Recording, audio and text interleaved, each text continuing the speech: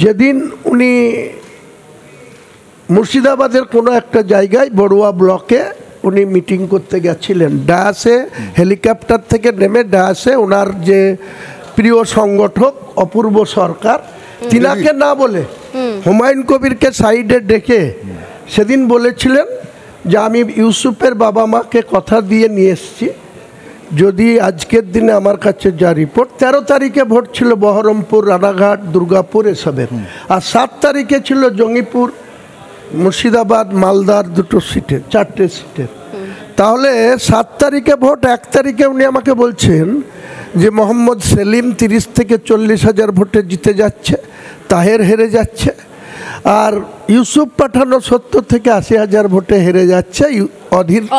জিতছে। তো ওনার প্রিয় সংগঠকদের না বলে কেন আমাকে বলেছিলেন যে হুমায়ুন তুমি কিছু একটা করো, তুমি হ্যাঁ বলেছে, যদি সৎ সাহস থাকে আমার সঙ্গে 1 to 1 কোন চ্যানেলে বসবে বলুন, আমি তার প্রশ্নের উত্তর। মমতা বন্দ্যোপাধ্যায়ের লোকেরা তো শুনছেন, হুমায়ুন কবির বলছেন রিপাবলিক বাংলাতেই 1 to 1 মমতা বন্দ্যোপাধ্যায় ভার্সেস হুমায়ুন কবির হোক একটা।